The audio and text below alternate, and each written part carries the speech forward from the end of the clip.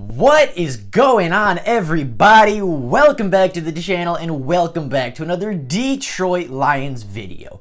Now, the Detroit Lions in the oncoming days are expected to negotiate a contract with the New Orleans Saints assistant head coach Dan Campbell. They're expected to work out a contract with him for him to come in and be the next head coach of our Detroit Lions. And in today's video, I talked about this a little bit on yesterday's stream. I talked about it a little bit. I went a little bit in depth, but today I really wanted to go over his strengths and his weaknesses, go over our future head coach, our next head coach in Dan Campbell, kind of talk about why the Lions are bringing him in, what he's going to bring to the city of Detroit, and why this could be a very successful hire if the right pieces fall into place for Dan Campbell. Now, before we get into the video, before we get into talking about his strengths, his weaknesses, and what he will be as the Detroit Lions head coach, and what he has the potential to be for this Lions team, if you are new to the channel and are enjoying this Detroit Lions content, please consider liking the videos and subscribing to the channel. You guys have been blowing up the channel lately. You guys have been phenomenal lately with the videos. A lot of views, a lot of likes, a lot of support. I've been super appreciative for it. So if we could keep that trend going, I'd be super appreciative and it would help the channel out a ton. But with all that being said and without any further ado, let's get into evaluating our future head coach in Mr. Dan Campbell.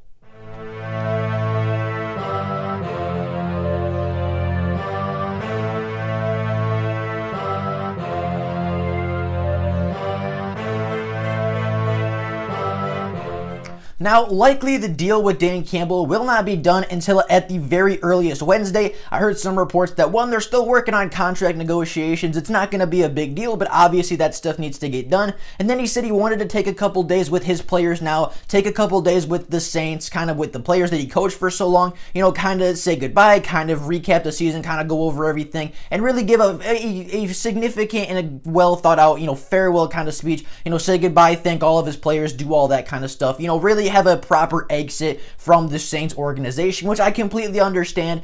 So that's why the contract likely won't be done till at least Wednesday. However, it will get done at some point in the week. Dan Campbell will be named the Detroit Lions head coach of the 2021 and future seasons in the very near future. But just so people are aware, it likely will not get done till at least the middle of the week, just because he wants a proper, farewell. He wants to, he wants to say goodbye to his players, wants to thank the organization, all that different things. And obviously the contract stuff still needs to be negotiated. Now, moving on to Dan Campbell as a coach and as a candidate, I went over and I found one really big positive for Dan Campbell and I found one really big negative for Dan Campbell. And starting with the positive, because I always like to start with the positives on this channel, Dan Campbell's calling card, the thing that he's known for and the thing that he's being hired for is his energy and his ability to motivate players. Dan Campbell, being a former player, being a former tight end of the Detroit Lions and I believe a couple other teams, he knows how to motivate players. He knows how to get an emotional response from his players. He knows what certain players will react differently to, and he understands that not every player is coached exactly the same. He understands that some players need a pat on the back. If they make a mistake, they need a pat on the back and say, it's fine,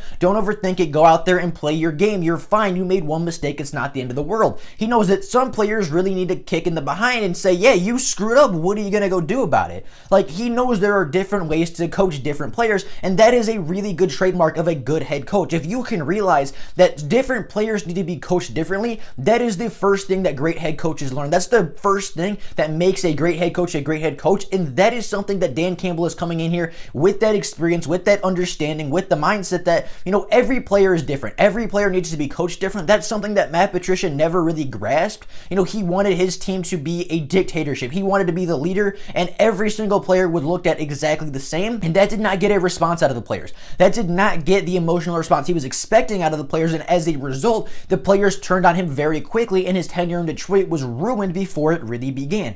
Dan Campbell will not make that mistake. Dan Campbell will come in, he will be liked by his players because everybody he's worked with has loved working for Dan Campbell. He knows how to coach every player differently. He knows how to coach some players one way, how to coach certain players the other way, and he is going to get an emotional response, and he's going to get the best and pull the best out of every player on the roster because he knows how to get an emotional response from them. He knows how to connect with that player very well, and that relatability and that understanding of how to connect with your team, with your locker room, is the first step of becoming a really good head coach, and is sometimes the hardest step for a lot of head coaches coming in trying to get that skill and acquire that ability. A player or a coach that can pull the best out of people. I feel like everybody is different. No player is the same. no coach is the same. And so with that, there's different ways to motivate players. Some players, they need a kick in the rear.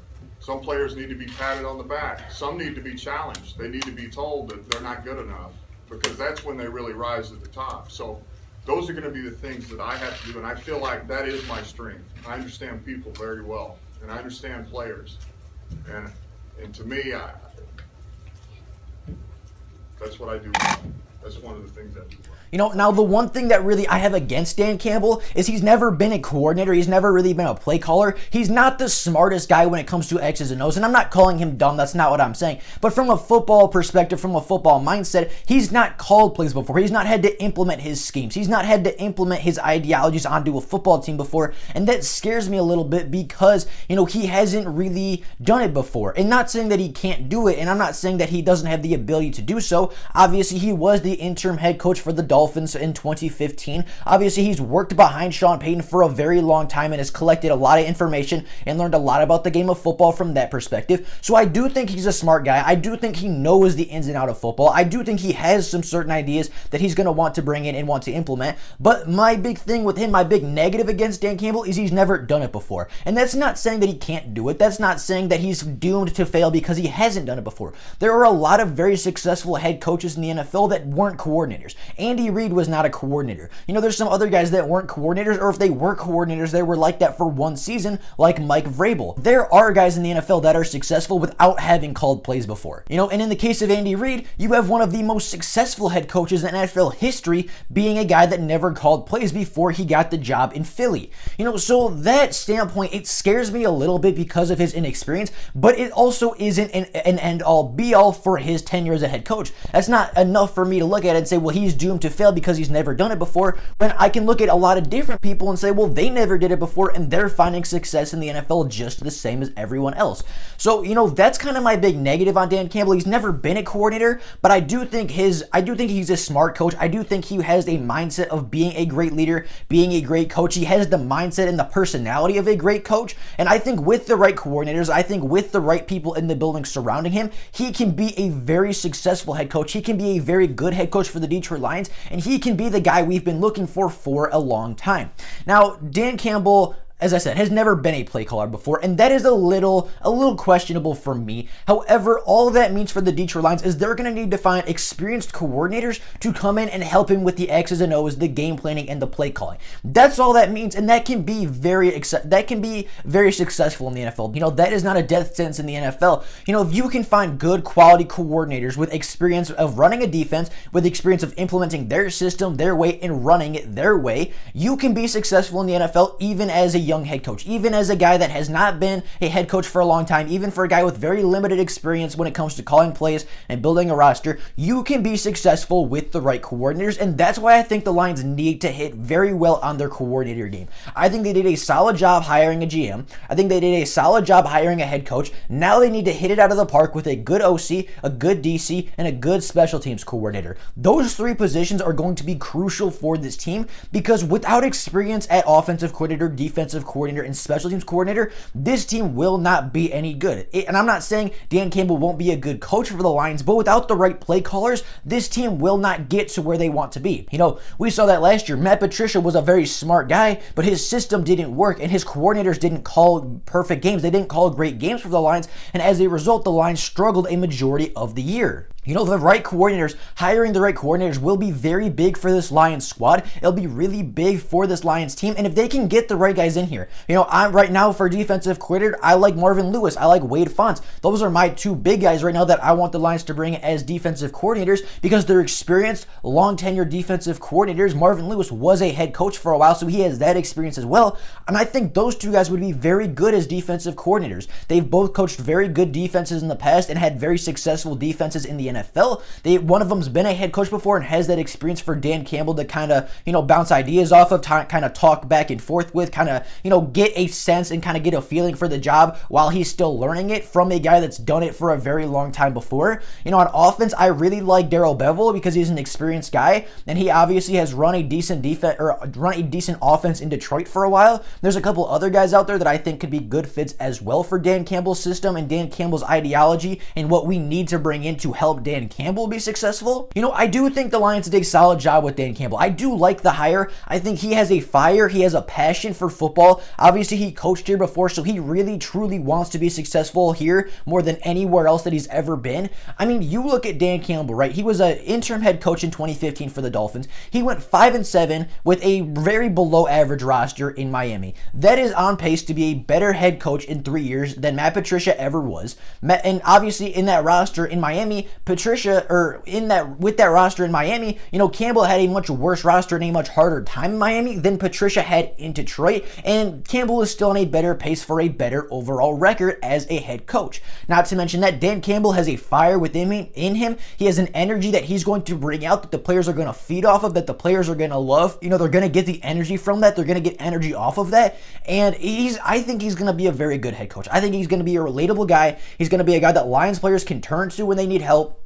He's going to be a guy that brings accountability to Detroit. He's not just going to hold one person accountable. Every single player is going to be held accountable in this building. And I saw a clip of him in Miami where he was talking to a wide receiver and telling him to block downfield. On a play that was just about over, he was still saying, go down and block for your running back. Go down and block for that runner. Because you got to do your job if we have to be successful. If we want to be successful, you have to do your job. And for me, that speaks volumes as a head coach. For a guy as an interim head coach, likely playing in one of his earliest games as a head coach, he was talking to his players like he was a longtime veteran. He was speaking to his players with passion, with aggression, and obviously got a response out of his players. And he was telling his players every little bit counts. Every ounce of energy, every ounce of effort you give will all come together into a victory. It will all come together and help this team be successful. And as a first-time interim head coach, he talked to his players like he was a veteran. He talked to his players and got an emotional response from his players like he's done it 100 times over.